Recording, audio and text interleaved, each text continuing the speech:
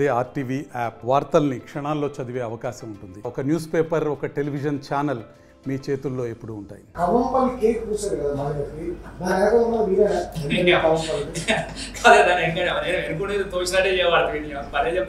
ఆమె వాళ్ళ పార్టీ అధ్యక్షురాలు, ఆమె మహిళా కాంగ్రెస్ జిల్లా పార్టీ అధ్యక్షురాలు, ఆమె మంచి చదువుకున్న కుటుంబము, వాళ్ళ ఆయన ఒక టీచరు. కాబట్టి నేను ఆయన గురించి ఇక నేను ఎందుకంటే ఆయన క్యారెక్టర్ ఏంది, ఆయన ఏంది అనేది ప్రజలు చూసిరు. బాగా పాపులర్ చేసింది రసమై బాలకృష్ణ. మీరు ఇందాక మిత్రుడు చంద్రబాబు గారు కూడా అన్నారు, నీకు ఫేస్బుక్ లో నువ్వు చేసి నేను చెప్పుకోలేకపోయినా, నాకు అది బెటర్, అది చేసి నాతో కాదు, నేను చేసుకున్న పనినే నేను ఫేస్బుక్ లో పెట్టడం, మీకు అయినా పని చేసుకుంటా పోతా తప్ప నాకు గంత చీప్గా చిల్లరగా నేను ఆలోచించాను. ఆయన మీకు రాకపోయినా మీ అనుచరులతో పెట్టి ఎవరు చేయాల్సిన అవసరం లేదు, ప్రపంచం అంతా చూసింది కదా. అది చేసినట్టు మా వీళ్ళు గారు కదా, ప్రపంచం అంతా చూసింది, దాంట్లో ఎవరు చేసుడు ఏమున్నది. ఆయన రాకుండా కూడా బలవంతంగా గుంజుతా ఉంటే అంటే వాళ్ళు మామూలుగా చూశారు, కానీ మీరు దాన్ని సర్కిల్ మేం చేయలేదు, మీ టీవీ వాళ్ళే చేసుకున్నారు, అది వాళ్ళే పెట్టుకున్నారు, వాళ్ళ యూట్యూబ్లలో వాళ్ళు చూసారు అందరు తప్ప మేం చేసింది కదా, ఆయనే చేసుకున్నాడు కదా. ఒకసారి అంటే పాపం చూడనట్టు పొంతి అన్నాను అనుకుంటారు. పదే పదే పదే పదే మీద ఉన్నప్పుడు ఒక తీరు, కింద ఉన్నప్పుడు ఆయన క్యారెక్టర్ గురించి నేను చెప్పదలుచుకోలేదు, ఎందుకంటే ఆయన క్యారెక్టర్ ఎట్లాంటిదో అక్కడ ప్రజలకు తెలుసు, అందరికి కూడా తెలుసు. కాబట్టి మళ్ళీ ఇంత మంచి చర్చలో ఇక అసొంటోన్ గురించి మాట్లాడి ఇదే క్వశ్చన్ సంబంధించిన రస్మయ్య గారు ఆయన రియాక్ట్ అయ్యారు. ఒకసారి కవంపలు ఏమన్నారు చూద్దాం. అనుకుంటే వాడు మలేషియా పోయిన రికార్డు ఉన్నది, నా దగ్గర టికెట్ ఉన్నది, వాడు దుబాయ్ పోయిన టికెట్లు ఉన్నాయి, వాడు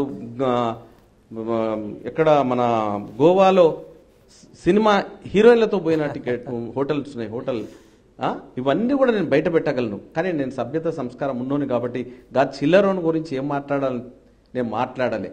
వాడిదంతా చేసినాడు. ఈరోజు తప్పకుండా వాడు స్థానికేతరుడు, వానికి ఇక్కడే దిక్కు దివానం లేదు. వాడు నా చేత ఏ విధంగా ఓడిపోయినాడో అదేవిధంగా ఇక్కడ నుండి పంపించడం జరుగుతుంది. తప్పకుండా వారికి రాబోయే రోజుల లోపల విడిచిపెట్టి సిద్దిపేట పారిపోయేదాకా నేను వదలనని చెప్తా.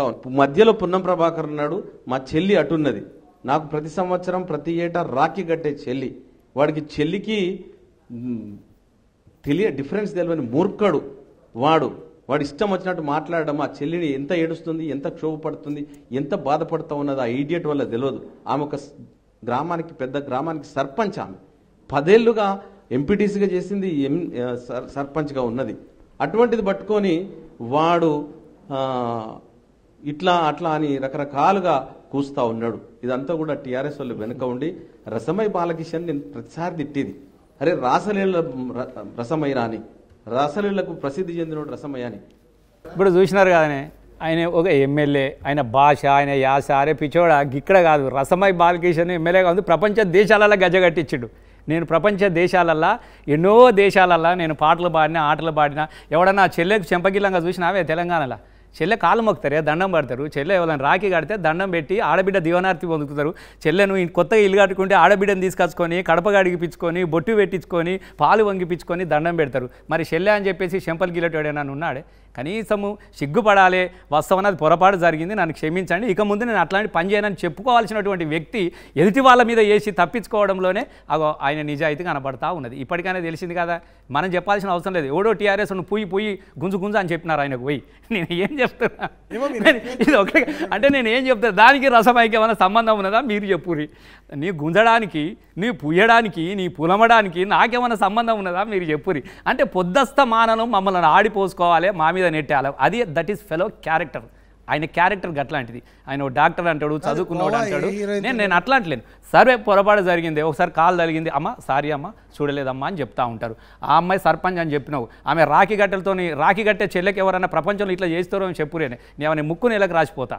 సరే ఏదో హీరోయిన్ తో గోవాకి వెళ్ళారంట కదా హోటల్ రూమ్. నేను కూడా మస్తుగా అంటే చెప్తా ఉంటా, హీరోయిన్ ఆయన రోజు ఆయన కరీంనగర్ తీసుకొచ్చుకుంటే అంటే అది అట్లా అనడం సబబ్ అన్నది. హీరోయిన్ల క్యారెక్టర్లు ఉండేయా? క్యారెక్టర్స్ ద్వారా హీరోయిన్ అనేది ఒక కళాకారులే.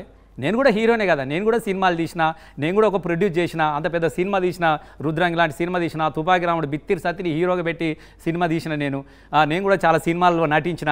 ఏ క్యారెక్టర్స్ ఉండే వాళ్ళ మనుషులు కదా. అంటే హీరోయిన్ ఎంత చిల్లరగాడు, అదే హీరోయిన్ ఉంటే చెప్పుతాం కొడుతుంది వాడిని. హీరోయిన్ అనగానే ఆ క్యారెక్టర్లు ఉంటాయి. హీరోయిన్లకు ఎంత గొప్పలే కళాకారులు, నువ్వు నాకు చెప్పు నేను మాట్లాడుతా ఉన్నా అంటే వానికి దట్ ఫెలోకి ఏం తెలియదు. హీరోయిన్ లాంటి ఇట్లుంటారు, హీరో గదా వాడు మాట్లాడేది. నేనేమంటున్నా అంటే సభ్యత లేని వ్యక్తి. ఒక డాక్టర్ ఎట్లా మాట్లాడాలి? కాబట్టి ఆయన తప్పించుకోవడానికి కోసం ఇది కాదు, ఇది ఒకటి ముచ్చట కాదు. ఇక రోజు గదే పాట వాడు, గవ్వే మాట్లాడు, చిల్లర మాటలు, చిలిపి పనులు, మొన్న కూడా వాడు వీడు ఇదే సంస్కారం.